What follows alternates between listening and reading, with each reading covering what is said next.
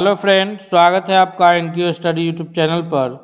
सक्षमता परीक्षा के दूसरे चरण से संबंधित यह जीके जीएस का अगला सेट लेकर के आए हैं, जिसमें हम लोग महत्वपूर्ण प्रश्नों को देखेंगे जो पिछले सक्षमता पर आधारित प्रश्न होंगे। आइए एक एक करके देखते हैं हम लोग। क्वेश्चन नंबर पहला है हमारे स्क्रीन पर, जो कि एससीईआरटी की किताबों से तैयार किया गया है कि सीमेंट उद्योग का सबसे प्रमुख कच्चा माल कौन सा है। यानी सीमेंट की जो सीमेंट उद्योग जो है वो किससे तैयार होता है। तो सीमेंट बनाने के लिए जो कच्चा माल के रूप में प्रयुक्त होता है, इसमें से सबसे सही उत्तर के रूप में ऑप्शन नंबर ए जाना जाएगा कि चूना पत्थर का प्रयोग जो है वो सीमेंट उत्पादन के लिए किया जाता है। ऑप्शन नंबर 2 जो है बॉक्साइट है, और बॉक्साइट एक अयस्क है जिससे हमें अल्युमिनियम धातु की प्राप्ति होती है। याद रखेंगे हम लोग कि सीमेंट के लिए कच्चा माल चूना पत्थर है और बॉक्साइट अयस्क से हमें अल्युमिनियम धातु की प्राप्ति होती है। अगले प्रश्न की ओर चलते हैं। क्वेश्चन नंबर दूसरा है हमारे स्क्रीन पर कि कौन भारत का सबसे बड़ा लौह उत्पादक राज्य है। यानी लौह अयस्क के उत्पादन में दो प्रकार के खनिज होते हैं, पहला धात्विक और अधात्विक। फिर धात्विक खनिज को हम लोग दो कैटेगरी में बांटते हैं, एक लौह अयस्क और दूसरा अलौह अयस्क। तो लौह अयस्क यानी सिर्फ लोहा नहीं, लौह अयस्क में लोहा, मैग्नीज ये सारे आएंगे। तो लौह अयस्क के उत्पादन में कौन सा राज्य अग्रणी है। दूसरा नंबर प्रश्न का ऑप्शन नंबर ए सही उत्तर जाना जाएगा कि कर्नाटक राज्य जो है वो लौह अयस्क के उत्पादन में अग्रणी राज्य है। अगले प्रश्न की ओर बढ़ते हैं। क्वेश्चन नंबर तीसरा है कि किस खनिज को उद्योगों की जननी माना जाता है। यानी इनमें से जो खनिज है हमारे स्क्रीन पर, सोना है, तांबा है, लोहा है और मैग्नीज है, इसमें से कौन सी खनिज को उद्योग की जननी माना जाता है। तो सही उत्तर ऑप्शन नंबर सी होगा कि लोहा एक ऐसा खनिज है जिसको जो है उद्योग की जननी माना जाता है। यानी अधिकांश उद्योग जो है वो लौह अयस्क पर या लोहे पर आधारित जो है वो उद्योग होते हैं। अगले प्रश्न की ओर बढ़ते हैं। इससे पहले हम आपसे एक बार फिर से रिक्वेस्ट करेंगे कि यदि आप हमारे चैनल पर नए हैं तो सब्सक्राइब करते हुए बेल आइकन को दबा लीजिएगा ताकि कोई भी अपडेट्स आए तो सबसे पहले जी। चौथा नंबर प्रश्न है हमारे स्क्रीन पर कि कौन अधात्विक खनिज का उदाहरण है। तो अगर यहाँ पर हम लोग गौर से देखें तो सोना, चांदी और टीन ये प्रमुख धात्विक खनिज हैं। क्योंकि धातु जो है वो ऊष्मा और विद्युत का सुचालक होता है, उसे खींचकर पतला तार बनाया जा सकता है, पतली चादर बनाई जा सकती है। ये सभी धात्विक खनिज के गुण हैं। यहाँ पर जो अधात्विक खनिज है जिसमें धातु का गुण नहीं पाया जाता है वो अभ्रक है। ऑप्शन नंबर सी इसका सबसे करेक्ट आंसर हो जाएगा। अगर आप हमसे पहले उत्तर कर पा रहे हैं तो आप भी कमेंट करके उत्तर जरूर बताइएगा। अगले प्रश्न की ओर बढ़ते हैं। क्वेश्चन नंबर चौथा है कि भारत का प्रथम तेल शोधक कारखाना कहाँ स्थापित किया गया था। तो भारत में जो प्रथम तेल शोधक कारखाना है, जहाँ पर तेल का जो है रिफाइनरी करके कच्चे तेल को शुद्ध करके उसे उपयोग के लायक बनाया जाता है, यह तेल शोधक कारखाना जो भारत में स्थित है सर्वप्रथम वह डिगबोई में स्थित है। ऑप्शन नंबर सी इसका सबसे करेक्ट आंसर होगा। बिहार के बेगूसराय के बरौनी जिला में भी एक तेल शोधक कारखाना स्थित है। अगले प्रश्न की ओर बढ़ते हैं हम लोग। क्वेश्चन नंबर छठा है कि काली मृदा का दूसरा नाम क्या है। तो काली मिट्टी का जो दूसरा नाम है उसको एक अन्य नाम से भी जानते हैं, वह नाम है रेगूर मिट्टी। क्या नाम है? रेगूर मिट्टी के नाम से जानते हैं, क्योंकि इस और काली मिट्टी का जो क्षेत्र है वह महाराष्ट्र, मध्य प्रदेश इत्यादि का क्षेत्र है। और इसमें जो फसल का उत्पादन बढ़िया होता है वह कपास की फसल का उत्पादन काली मिट्टी में सबसे अच्छा होता है। इसलिए काली मिट्टी को जो है काली कपासी मृदा के नाम से भी जाना जाता है। अगले प्रश्न की ओर बढ़ते हैं हम लोग। नेक्स्ट क्वेश्चन है क्वेश्चन नंबर 7 है कि प्लास्टर ऑफ पेरिस किससे बनाया जाता है। प्लास्टर ऑफ पेरिस जो बनता है वह किस खनिज से बनता है। तो इसका सबसे सही जो आंसर होगा कि डोलोमाइट है, जिप्सम है, प्लैटिनम है और काइनाइट है। तो इसका सही उत्तर ऑप्शन नंबर बी होगा कि जिप्सम खनिज से जो है वो प्लास्टर ऑफ पेरिस बनता है। इसका कार्य क्या है? प्लास्टर ऑफ पेरिस का जो कार्य है कि टूटी हुई हड्डियों को प्लास्टर करने के लिए जो है डॉक्टर इस्तेमाल करता है। फिर उसी प्रकार जो है मूर्तिकार जो है मूर्ति वगैरह का शेप बनाने के लिए इसका इस्तेमाल करता है ये प्लास्टर ऑफ पेरिस का। नेक्स्ट क्वेश्चन की बढ़ते हैं। क्वेश्चन नंबर 8 है कि निम्नलिखित में से किस खनिज का सबसे बड़ा उत्पादक राज्य उड़ीसा है। यानी उड़ीसा राज्य में सबसे अधिक कौन प्रकार की खनिज पाई जाती है। तो लौह है, अयस्क है, तांबा है टीन है और मैग्नीज है, तो इसमें सही उत्तर ऑप्शन नंबर ए के रूप में जाना जाएगा कि लौह अयस्क जो है इसके उत्पादन में उड़ीसा अग्रणी राज्य है। हालांकि कोयला का भी उत्पादन उड़ीसा राज्य में अच्छी मात्रा में होता है, ये हम लोग याद रखेंगे। नेक्स्ट सवाल की ओर बढ़ते हैं। अगला प्रश्न क्वेश्चन नंबर 9 है कि एल्युमिनियम बनाने के लिए किस खनिज की आवश्यकता पड़ती है, या फिर हम ये कहें कि एल्युमिनियम की प्राप्ति हमें किस खनिज के अयस्क से होती है। तो अभी हम लोग पीछे क्वेश्चन पर चर्चा कर रहे थे कि अलग अलग खनिजों का जो अयस्क है, जैसे लोहा का अयस्क की अगर बात करें तो हेमेटाइट है, मैग्नेटाइट है ना। उसी प्रकार से जो है ये एल्युमिनियम की जो प्राप्ति है हमें वो बॉक्साइट अयस्क से होती है। तो ऑप्शन नंबर डी इसका सबसे 9वां नंबर प्रश्न के लिए सबसे करेक्ट आंसर हो जाएगा। क्या? ऑप्शन नंबर डी कि एल्युमिनियम की प्राप्ति जो है हमें वो बॉक्साइट अयस्क से होती है। क्वेश्चन नंबर 10 है हमारी स्क्रीन पर कि इनमें से कौन लौह युक्त खनिज का उदाहरण है। तो यानी कि इसमें से किस खनिज में लोहे का अंश पाया जाता है। तो अगर ध्यान से देखें तो ये अभ्रक जो है यह तो अधात्विक खनिज है, चूना पत्थर है या अधात्विक खनिज है। तो इस दोनों में तो लौह युक्त खनिज होगा ही नहीं, क्योंकि अभ्रक और ये चूना पत्थर धात्विक है ही नहीं। धात्विक है मैग्नीज और बॉक्साइट, ये दोनों क्या है, ये दोनों जो है मेटालिक ये है खनिज है। तो धात्विक खनिज होने के कारण बॉक्साइट से चूंकि एल्युमिनियम की प्राप्ति होती है, एल्युमिनियम धातु है तो वो धात्विक खनिज आएगा। लेकिन लौह युक्त खनिज यानी जिसमें लोहे का अंश विद्वान हो वो ऑप्शन नंबर ए हो जाएगा कि मैग्नीज खनिज जो है वो लौह युक्त खनिज है। और अभ्रक चूना पत्थर या धात्विक है, बॉक्साइट धात्विक होते हुए भी लौह युक्त खनिज नहीं है। अगले प्रश्न की ओर बढ़ते हैं। क्वेश्चन नंबर 11 है कि मेढक के प्रजनन को नष्ट करने वाला रसायन कौन सा है। तो बेंजीन है, यूरिया है, एड्रीन है और फास्फोरस है। इसमें से किस रसायन से मेढक की प्रजनन शक्ति जो है खत्म हो जाती है। तो सही उत्तर के रूप में ऑप्शन नंबर सी जाना जाएगा कि एड्रीन जो रसायन है इसके वजह से जो है मेढक की प्रजनन शक्ति खत्म होती है। क्वेश्चन नंबर 12 है कि समुद्री क्षेत्र में राजनीतिक सीमा से कितनी किलोमीटर की तक की संपत्ति निहित है, यानी कितने किलोमीटर तक की जो संपत्ति है उसको जो है देश की संपत्ति के रूप में जाना जाता है। तो वह है 19.2 किलोमीटर क्षेत्र को जो है वो देश की संपत्ति और 200 समुद्री मील को जो है वो आर्थिक अपवर्जक क्षेत्र के रूप में रखा जाता है। तो ये समुद्री सीमा से कितना है 19.2 किलोमीटर, याद रखेंगे हम लोग। नेक्स्ट सवाल है क्वेश्चन नंबर 13 है कि बिजली का जो बल्ब इस्तेमाल होता है, बिजली के बल्ब के फिलामेंट में कौन सा धातु का प्रयोग किया जाता है। तो बिजली का वो बल्ब जो लाल कलर का रोशनी देता था, तो इस बल्ब में जो है ये जो फिलामेंट लगा होता था यह एक धातु का तार होता था जो अधिक उसका ये जो है प्रतिरोध क्षमता अधिक होने के कारण जो है वो लाल कलर का रोशनी देता था, जलता था। अभी जो बल्ब हम लोग का अधिकांशतः इस्तेमाल हो रहा है वह एलईडी बल्ब इस्तेमाल हो रहा है, लेकिन ये वाले बल्ब में जो फिलामेंट लगा होता था यह टंगस्टन का होता था जिसका उच्च प्रतिरोध क्षमता है, जिस कारण जो है वो अधिक प्रतिरोध उत्पन्न करता है और इस वजह से वो लाल कलर का रोशनी हम लोग को देता है। तो बिजली के बल्ब का फिलामेंट किसका रहता है, टंगस्टन का रहता है और उसमें निष्क्रिय गैस अधिकांश मात्रा में आर्गन जो है वह भरा रहता है। अगले प्रश्न की ओर बढ़ते हैं। क्वेश्चन नंबर 14 है कि कौन सी मिट्टी कपास की खेती के लिए सर्वोत्तम मानी जाती है। तो इस पर भी हम लोग पीछे चर्चा किए हैं कि कौन सी मिट्टी है। तो कपास की खेती करने के लिए जो सबसे अच्छी मिट्टी मानी जाती है वह है काली मिट्टी। ऑप्शन नंबर सी इसका सबसे करेक्ट आंसर होगा कि काली मिट्टी को जो है काली कपासी मिट्टी भी कहा जाता है और इसका अन्य नाम जो है वो रेगुर मिट्टी के नाम से भी जाना जाता है और यह कपास की खेती के लिए सबसे अच्छी मिट्टी के रूप में जाना जाता है। नेक्स्ट क्वेश्चन की ओर बढ़ते हैं। क्वेश्चन है 15 के प्राथमिक ऊर्जा का उदाहरण नहीं है। ध्यान दीजिएगा क्वेश्चन पे कि कौन सा इसमें से जो है वो प्राथमिक ऊर्जा। तो प्राथमिक ऊर्जा का मतलब यह है कि जिससे हमें एट ए टाइम डायरेक्ट ऊर्जा की प्राप्ति हो जाए। जैसे अगर हम लोग बात करें कोयला, तो कोयला को जलाते हैं तो ताप ऊर्जा के रूप में हमें एनर्जी की प्राप्ति, ऊर्जा की प्राप्ति हो जाती है। पेट्रोलियम है, उससे भी हम लोग डायरेक्ट जो है गाड़ी में पेट्रोल डालिए गाड़ी स्टार्ट होगा, डायरेक्ट ऊर्जा की प्राप्ति हो जाती है। प्राकृतिक गैस है, उससे भी जो है डायरेक्ट ऊर्जा की प्राप्ति होती है। लेकिन अगर बात किया जाए विद्युत, तो विद्युत में क्या है कि विद्युत से भी डायरेक्ट ऊर्जा की प्राप्ति तो होती है, लेकिन कैसे, क्योंकि विद्युत को पहले या तो जल के की मदद से तैयार किया जाता है या ताप विद्युत से तैयार किया जाता है या फिर सोलर से विद्युत तैयार किया जाएगा। तो विद्युत डायरेक्ट उत्पन्न नहीं होता है, प्राथमिक के रूप में उपलब्ध नहीं है।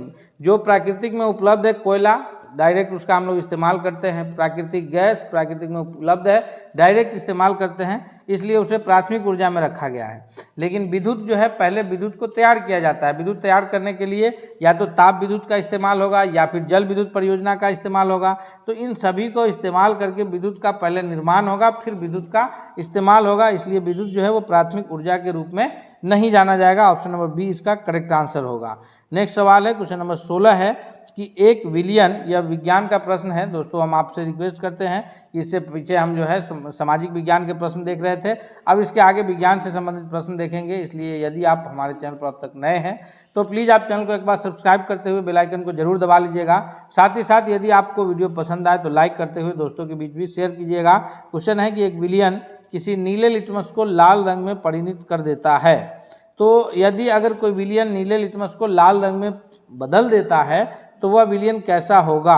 तो जो भी विलियन नीले रंग को लाल लिटमस में बदलेगा वह विलियन अम्लीय होगा, एसिड होगा। क्या होगा? अम्लीय यानी एसिड। तो एसिड होगा तो एसिड का जो पीएच मान है, जो पीएच स्केल है एसिड के लिए, वह 0 से 6.9 तक होगा, यानी 7 से कम होगा। और बेस यानी क्षार के लिए 7.1 से 14 तक होगा। तो नीला लिटमस को लाल में कौन बदलता है? एसिड यानी अम्ल। अम्ल का पीएच मान कितना होता है? 7 से कम। तो option number D correct answer हो जाएगा कि जो विलियन नीले लिटमस को लाल में कर दे वो 7 से कम पीएच वाला होगा। ऑप्शन नंबर डी करेक्ट हो जाएगा। जो विलियन लाल से नीला करे वो क्या होगा? वो क्षारीय होगा और उसका पीएच मान हमेशा 7 से अधिक होगा। अगले प्रश्न की ओर बढ़ते हैं। क्वेश्चन नंबर 17 है कि जल के अम्लीय एवं क्षारीय विलयन किसके कारण विद्युत के सुचालक होते हैं? तो जब अम्ल को जल में घोला जाता है तो उसमें जो है वो हाइड्रोजन प्लस आयन देता है, और जब भस्म को या क्षार को जल में घोला जाता है तो वो हाइड्रोक्साइड माइनस आयन यानी OH माइनस आयन देता है। तो इस प्रकार जो अम्ल और जल का जो विलयन है वो विद्युत का सुचालक जो है वो हाइड्रोजन प्लस आयन एवं हाइड्रोक्साइड माइनस आयन की वजह से होता है। तो ऑप्शन नंबर सी इसका सबसे करेक्ट आंसर होगा। नेक्स्ट सवाल की ओर बढ़ते हैं। क्वेश्चन नंबर 17 है कि मनुष्य के वृक्क बोले तो किडनी, वृक्क से मतलब क्या है कि वृक्क से अर्थ है इसका किडनी। जो हमारे सभी मनुष्य के अंदर 2 किडनियां होते हैं, तो एक बाएं साइड में एक दाहिने साइड में। यह किस तंत्र का भाग है? तो किडनी जो है वह मुख्य रूप से हमारे शरीर में जो ये है, समझिए कि ब्लड है जो पूरा सिस्टम बना हुआ है, तो उसको वो छानने का काम करता है और उसमें से जो बेकार का पदार्थ है उसको वो बाहर करता है। तो किडनी का मुख्य काम क्या है? वो मुख्य काम है उत्सर्जन करना। Option number C correct answer हो जाएगा। जो हार्ट है हमारा दिल, ये परिवहन के लिए जाना जाता है। पूरे शरीर में ब्लड को जो है भेजने का काम हमारा ये करता है, हार्ट करता है। और जो किडनी है वो क्या करता है? ब्लड को प्यूरिफाई करने का काम करता है। इसी कारण किडनी, जब किसी आदमी का किडनी खराब होता है तो उसका डायलिसिस किया जाता है, यानी उसके ब्लड का प्यूरिफिकेशन जो है वो बाहर से करके फिर ये किया जाता है। तो ये किडनी का काम मुख्य रूप से प्यूरिफिकेशन का है, जो कि बेकार पदार्थों को ब्लड से अलग करके बाहर शरीर के जो बाहर निकालने का अंग है उससे बाहर कर देता है। यानी उत्सर्जन करने का काम किसका है? वृक्क का है, किडनी का है। ये हम लोग याद रखेंगे। श्वसन हम लोग किसे देते हैं? लंग्स से, जिसे फेफड़ा कहेंगे। परिवहन जो है वो हार्ट से, दिल कहेंगे।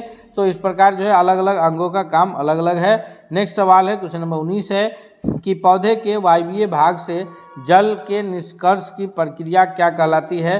तो पौधे का जो वायवीय भाग है, खासकर पौधे की पत्ती में जो छोटे छोटे छिद्र होते हैं जिसको एस्टोमेटा के नाम से जाना जाता है, और जब पौधा अपना भोजन बना लेता है, भोजन के पश्चात जब वो जल के रूप में बच जाता है तो उस जल को पुनः वायु में उस छोटे छोटे छिद्र के जरिए वह भेज देता है।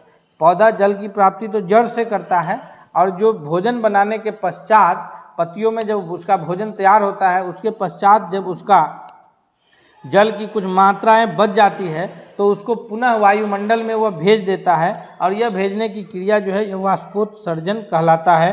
कैसे भेजता है? तो पत्ती में जो छोटे छोटे छिद्र होते हैं जिसको एस्टोमेटा के नाम से जाना जाता है, उसी छिद्र के मदद से जो है वह बाहर उसे भेज देता है। अगले सवाल की ओर बढ़ते हैं। क्वेश्चन नंबर 20 है कि वह प्रक्रम जिसके द्वारा शरीर में ऊर्जा का उत्पादन होता है। तो शरीर में जो ऊर्जा का उत्पादन है वह किसके द्वारा होता है? तो पोषण के द्वारा या श्वसन के द्वारा? उत्सर्जन के द्वारा तो होगा नहीं, क्योंकि उत्सर्जन से तो शरीर से जो अपशिष्ट पदार्थ है वो बाहर निकलते हैं। तो यहाँ पर कंफ्यूज नहीं होना है। पोषण से हम लोग सिर्फ भोजन को अंदर लेते हैं, उसका पाचन होता है, और श्वसन के पश्चात पचे हुए भोजन से ऊर्जा जो है हमारे शरीर को मिलती है। तो ऊर्जा के लिए क्या जरूरी है? श्वसन की क्रिया जरूरी है। अगर श्वसन की क्रिया नहीं हो तो हमें ऊर्जा की प्राप्ति नहीं होगी। Option number A correct answer होगा। और यही कारण है कि श्वसन की क्रिया पादप में भी होता है और जंतु में भी होता है। पौधे भी सांस लेते हैं और जंतु भी सांस लेते हैं। श्वसन की क्रिया के दौरान क्या होता है? ऊर्जा की प्राप्ति होती है हमारे शरीर को। क्वेश्चन नंबर 21 है कि कौन सी क्रिया सभी जीव के लिए अनिवार्य है?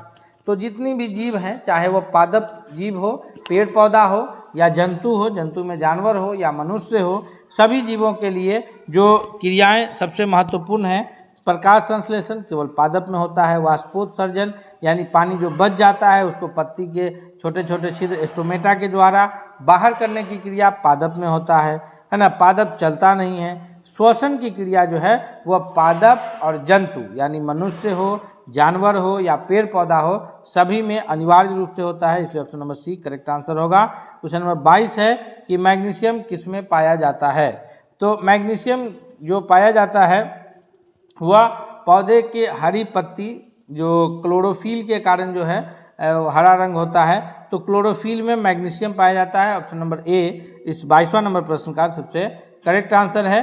क्वेश्चन नंबर 23 है कि मानव हृदय में पाए जाते हैं कितने वेशम पाए जाते हैं, या फिर कितने कोष्ठ का नाम आएगा कि कितने कोष्ठ पाए जाते हैं। तो अगर हम लोग मानव हृदय को थोड़ा सा फंक्शनल देखें तो मानव हृदय जो है वो 4 कोष्ठीय होते हैं। एक बायां अलिंद बायां निलय, दायां अलिंद दायां निलय।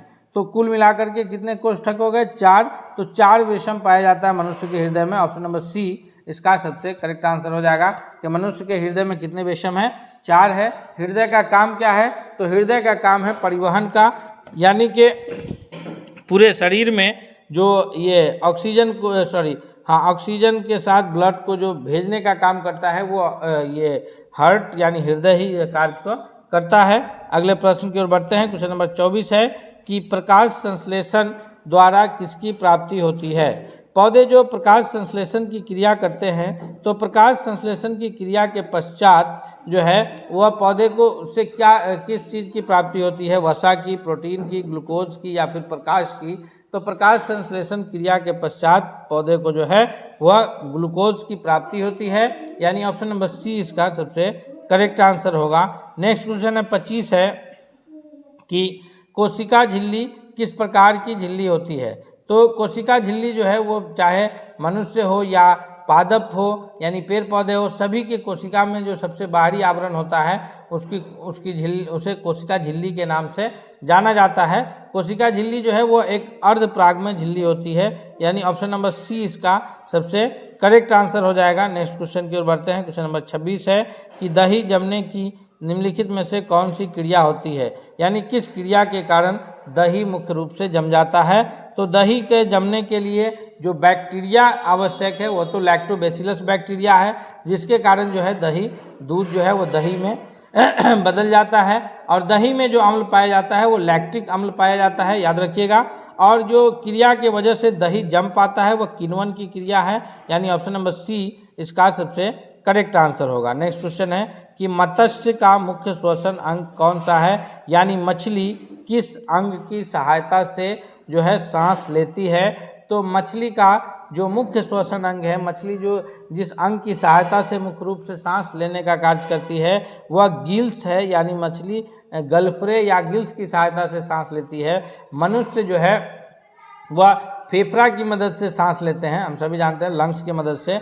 नाक के द्वारा वायु अंदर लेते हैं और फिर फेफड़ा जो है जो वायु हम लोग लेते हैं, क्योंकि वायु सांस में तो हम लोग वायु लेते हैं, लेकिन सांस में हमें आवश्यकता किसकी है? केवल ऑक्सीजन की है। और वायु में क्या है? 78% नाइट्रोजन है, 21% ऑक्सीजन है और जो है 21% ऑक्सीजन है, 0.03% जो है वो CO2 यानी कार्बन डाइऑक्साइड है, फिर 0.97% में अन्य जितने भी गैस है, धूलकण है। तो ये सभी को नाक के द्वारा जो हम लोग लेते हैं वो वायु लेते हैं, यानी उसमें नाइट्रोजन भी होता है, कार्बन डाइऑक्साइड भी होता है, लेकिन उन सबको रिजेक्ट करके, अलग हटा करके केवल ऑक्सीजन को अंदर लेने का कार्य जो है वो हमारा फेफड़ा यानी लंग्स करता है। तो मनुष्य का जो श्वसन अंग हो गया वो लंग्स हो गया, फेफड़ा हो गया, और मछली के लिए जो श्वसन अंग है वो गिल्स है, याद रखेंगे। नेक्स्ट सवाल है, क्वेश्चन नंबर 28 है कि शरीर में भोजन को पचना किस प्रकार की अभिक्रिया है।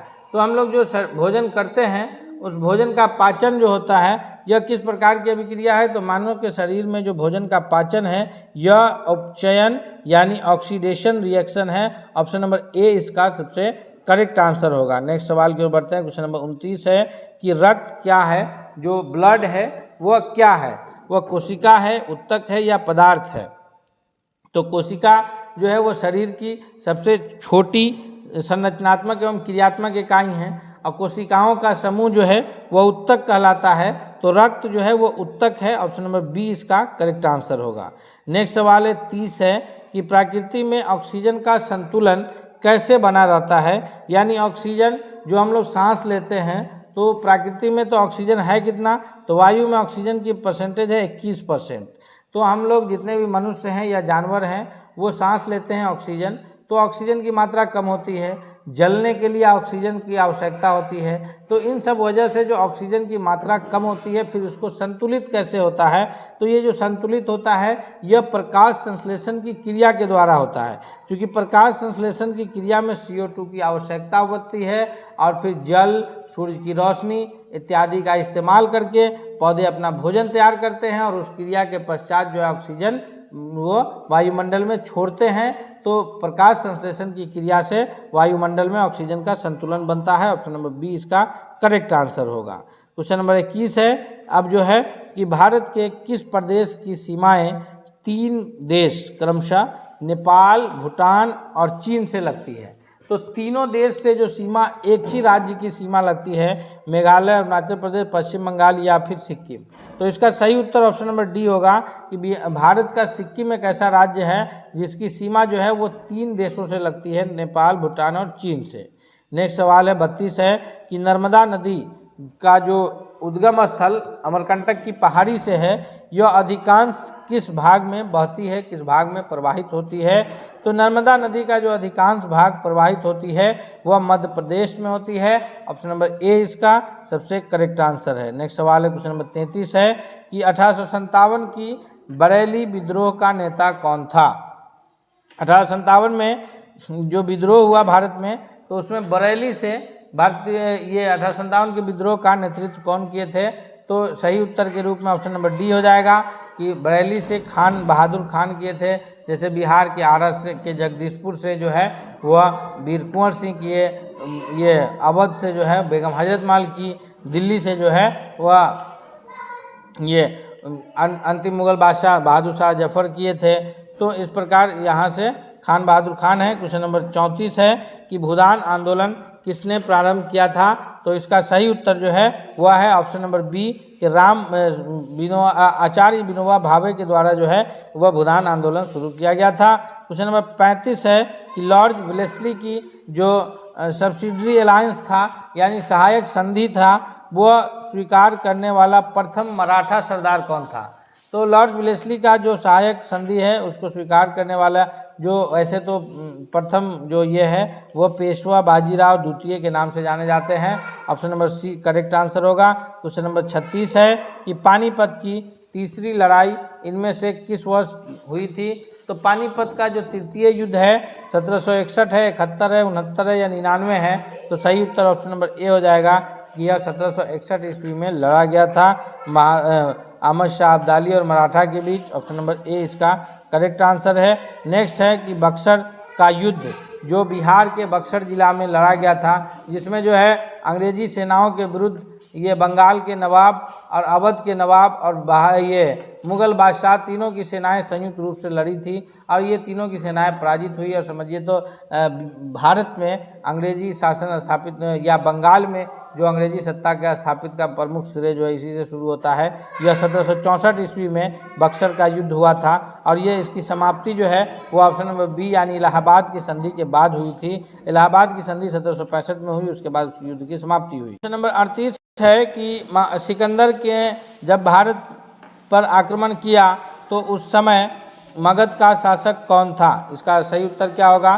तो सिकंदर जब भारत पर आक्रमण किया उस समय भारत का जो ये था मगध शासक था वो नंद वंश का शासन चल रहा था। ऑप्शन नंबर बी इसका करेक्ट आंसर होगा। नेक्स्ट सवाल है 39 की दयानंद सरस्वती के द्वारा स्थापित है। तो दयानंद सरस्वती ने जो है वह किसकी स्थापना किया है? तो ब्रह्म समाज की स्थापना तो राजा राम मोहन राय ने किया है। दयानंद सरस्वती के द्वारा जो स्थापित है वह है ऑप्शन नंबर डी कि आर्य समाज की स्थापना स्वामी दयानंद सरस्वती जी ने किए थे। डी करेक्ट आंसर है। क्वेश्चन नंबर 40 है कि सर टॉमस मुनरो किस भू राजस्व बंदोबस्त से संबंधित है?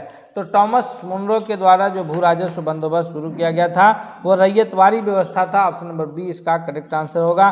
दोस्तों इस प्रकार हम लोग 40 महत्वपूर्ण प्रश्नों को इसमें अभी कवर किए हैं। हम उम्मीद करते हैं कि यह प्रश्न आपकी परीक्षा की दृष्टि से बहुत ही लाभकारी और हितकारी साबित होगा। इसलिए आपसे चलते चलते रिक्वेस्ट भी है कि आप एक बार वीडियो को लाइक करते हुए दोस्तों के बीच शेयर कीजिए और अगर आप चैनल पर नए हैं तो सब्सक्राइब करते हुए बेल आइकन को दबा लीजिए। कोई भी अपडेट्स आए तो सबसे पहले आप तक पहुंचे। मिलते हैं अगले सेट के साथ, तब तक के लिए धन्यवाद।